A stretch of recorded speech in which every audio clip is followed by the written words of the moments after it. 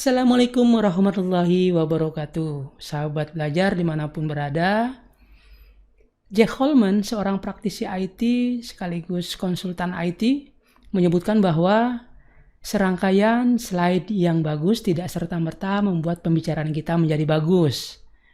Tetapi pembicaraan yang bagus akan menyakiti hati audiens ketika slide-nya buruk. Sebagai seorang widyaswara, dosen ataupun pengajar, tentunya presentasi ada suatu hal yang mudah ya bagi kita ya. Namun, apakah kita sadari bahwa ketika kita melakukan presentasi, namun slide kita buruk, itu ternyata menurut Jack Holman tadi menyakiti audiens. Tentunya kita tidak menginginkan hal itu ya. Oleh karenanya, bersama saya Muhammad Jufri, Widyaswara Pusdiklat Pajak, kita akan sama-sama melihat bagaimana sih sebetulnya slide yang bagus tersebut. Banyak sekali teori-teori yang mengatakan bahwa slide yang bagus itu adalah harus seperti ini, seperti ini.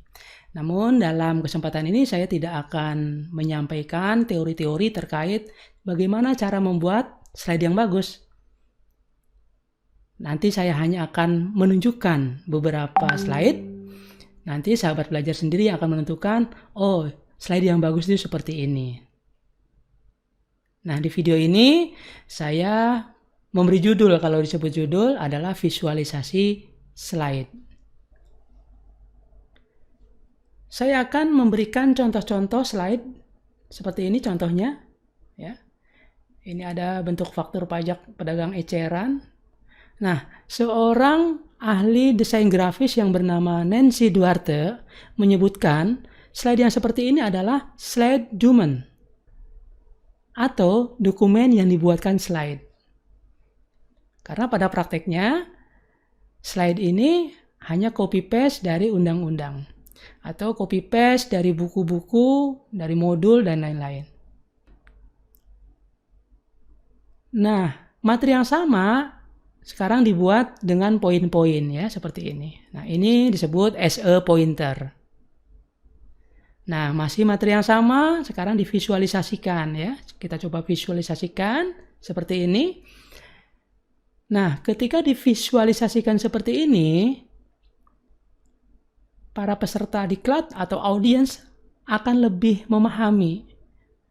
Oh, begini toh bentuk bon kontan. Oh, begini toh bentuk faktur pajak penjualan, kwitansi, dan lain-lain. Jadi, mereka akan lebih clear dalam memahami materi ini. Ini yang disebut as a visual presentation. Nah, ini ada contoh lagi seperti ini. Ini berupa tabel ya, berupa tabel. Nah, ini yang disebut as a slide document. Kemudian tabel seperti ini, nah, dibuat pointer-pointernya. Nah, ini yang disebut as a pointer. Dan jika divisualisasikan, ya seperti ini contohnya. Audiens sebetulnya hanya butuh informasi yang global. Ya.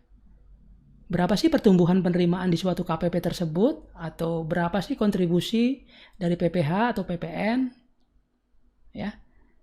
Nah, jika ternyata audiens menghendaki detailnya, maka tidak salah kalau kita nanti tunjukkan saja Excel-nya ketika kita melakukan presentasi. Nah, visualisasi yang seperti ini yang disebut as a visual presentation. Nah, dari penjelasan tadi, kita bisa mengambil kesimpulan bahwa slide ternyata bermetamorfosis. Dimulai dari slide document, kemudian as a pointer, sehingga saat ini menjadi as a visual presentation. Nah, ini ada pertanyaan, bagaimana kalau isi slide kita itu berupa pasal-pasal peraturan dalam undang-undang? Ya. Sementara kita tidak ingin satu kata pun, bahkan satu huruf pun miss gitu ya. Ya gampang ya. Tinggal foto saja tuh pasalnya, kemudian taruh saja di slide kita. Seperti ini contohnya. Nah, ini saya ambil dari Undang-Undang PPN, khususnya di pasal 16B ya. Nah, ini terkait dengan fasilitas di bidang PPN. Ketika melakukan presentasi atau menyampaikan materi ini, bisa saja kita bacakan ya. Seperti ini, biar tidak kehilangan makna satu kata pun. Selanjutnya bisa kita simpulkan bahwa fasilitas PPN terbagi dua, yaitu PPN tidak dipungut dan PPN dibebaskan. Nah, itu caranya seperti itu ya. Atau seperti ini. Ya, difoto, nanti tempelkan di buku seperti ini, kemudian pakai animasi, di zoom in ya. Seperti ini. Sahabat belajar tentunya masih ingat 3 tipe pembelajar ya. Ada auditori yang mengandalkan pendengarannya, dia sudah paham. Namun ada juga tipe visual, harus melihat, menyaksikan dulu ya, baru dia paham. Dan tipe kinestetik, melakukan dulu, baru dia bisa paham.